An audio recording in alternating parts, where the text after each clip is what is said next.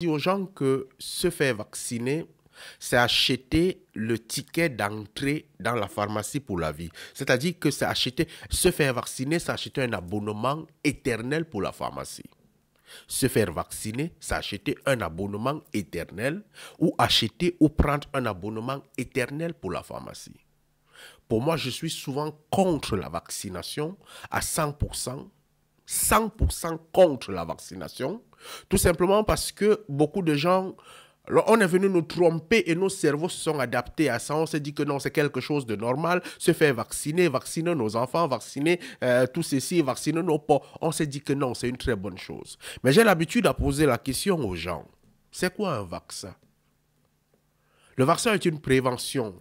Et lorsque tu me dis prévention, il y a combien de microbes dans le monde? Notre monde, on ne peut pas dénombrer les microbes, mais nous avons plus de 500 000 microbes. Plus. Nous avons tellement de microbes dans le monde, mais on a combien de vaccins obligatoires? À peu près 10 ou 15 vaccins obligatoires. Mais tu as à peu près 500 000 microbes.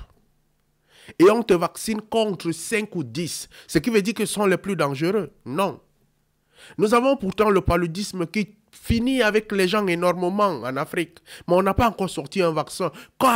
C'est le plus grand tueur en Afrique. Mais pourquoi on ne réussit pas à sortir un vaccin? Mais comment on fait pour résister à ça? C'est parce que notre corps est fabriqué à des policiers adaptés, à des gardiens adaptés. Et ces gardiens s'adaptent face aux difficultés. Mais lorsqu'on prend des éléments comme des vaccins, on vient, on met dans le corps de quelqu'un, il y a une chose qui se passe, c'est que le corps commence à s'habituer, à se dire que j'ai des super gardiens dans ma vie. Et lorsque tu te dis que tu as des super gardiens dans ta vie, tu ne fournis plus d'efforts. Et quand tu ne fournis plus d'efforts, tu commences à t'affaiblir. Je vais prendre un exemple. Il y a des gens ici qui sont dans ce live, qui lorsqu'ils marchent dans la rue, ils se sentent forts. En fait, ils vont en salle de sport, ils vont en salle de gym, ils font ceci, tout simplement pour pouvoir contrecarrer les dangers de la vie, pour pouvoir contrecarrer peut-être les bandits, pour pouvoir contrecarrer peut-être les agresseurs, pour pouvoir contrecarrer des trucs comme ça. Mais un jour, du jour au lendemain, on les nomme par exemple ministres de quelque chose, ou sinon ils s'occupent de quelque chose de sérieux, et on prend un garde du corps, on leur donne. Quand on te donne le garde du corps, qu'est-ce qui se passe? Tu te dis maintenant que tu as un super gardien qui te contrôle.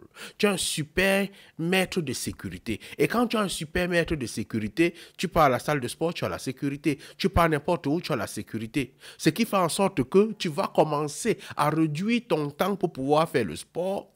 Tu vas commencer à réduire ton temps pour pouvoir apprendre à te sécuriser toi-même. Tu vas réduire ton temps à pouvoir faire des entraînements de combat contre peut-être les bandits, les agresseurs. Tu vas réduire cela.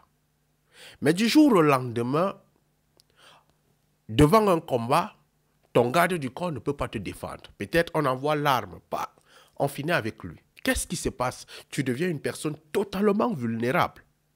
Totalement vulnérable. Et quand tu deviens totalement vulnérable, qu'est-ce qui se passe dans ta vie? Facilement, on peut envoyer même un poinçon, ça finit avec toi. Parce que tu n'es pas apprêté. Parce que tu n'es pas apprêté. Mais lorsque tu t'entraînes tous les jours, face aux difficultés, n'importe quelle épreuve, quand l'épreuve vient, tu vas t'entraîner, tu vas changer les étapes. Quand ça monte à l'étape 2, tu améliores ton énergie pour pouvoir affronter cette difficulté. Notre corps est fait ainsi.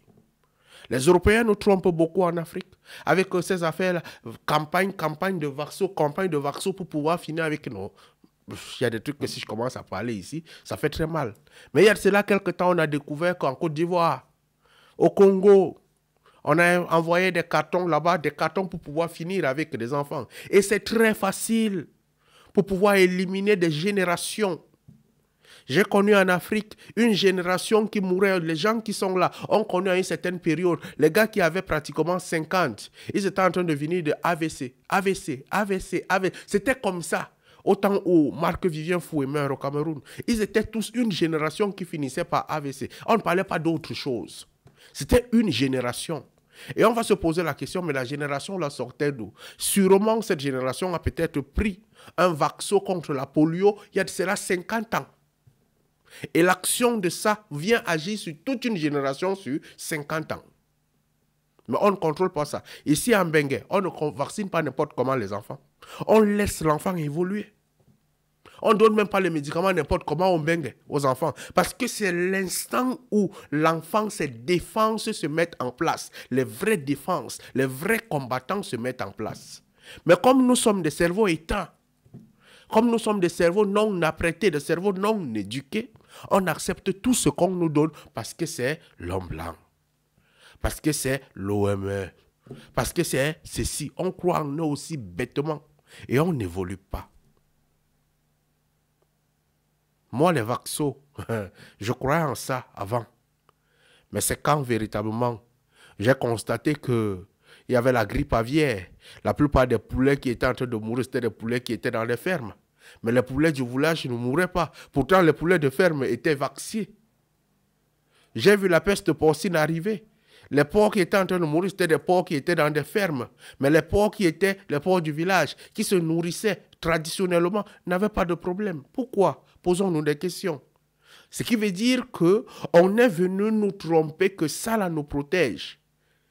Mais lorsque tu regardes le fonctionnement des animaux, parce que nos ancêtres, c'est ce qu'ils faisaient, les ancêtres, pour pouvoir se soigner, qu'est-ce qu'ils faisaient? Ils suivaient les singes. Ils créaient peut-être des maladies pour des singes et ils allaient regarder comment est-ce que les singes fonctionnaient pour pouvoir se soigner. Nos ancêtres, pour pouvoir manger certains fruits, pour pouvoir manger certains trucs, ils regardaient que les singes ont-ils consommé ça, les animaux ont-ils consommé ça. Quand ils regardent que les animaux ont pu consommer ça, ils se disent, oh, là, nous aussi, nous pouvons le manger. Mais aujourd'hui, on est venu modifier notre alimentation, qui est la source de protection du corps, pour pouvoir nous dire que prenez tel complément, prenez tel ceci. On est venu nous rendre légumes. Tu regardes un enfant aujourd'hui, tu regardes son âge, tu te demandes, mais celui-ci, il a quel âge? Tu regardes sa faiblesse. À peine, il faut regarder les enfants des générations aujourd'hui qui jouent dans le football. À peine il commence à jouer au foot, il a cassé le pied. Mais regardez vos anciens, comment ils jouaient. C'était avec des os assez solides. Nous-mêmes, on voit, mais on accepte d'être chimique. On accepte d'être dosé avec la chimie dans le corps. On l'accepte et on est fier, on est d'accord. Quand tu te lèves, tu peux acheter le poulet et que tu veux manger un poulet qui est de très bonne qualité, tu cherches le poulet du village. Mais le poulet du village se nourrit comment? Traditionnellement. Traditionnellement. C'est pour ça que le poulet du village a les os solides. Mais toi maintenant,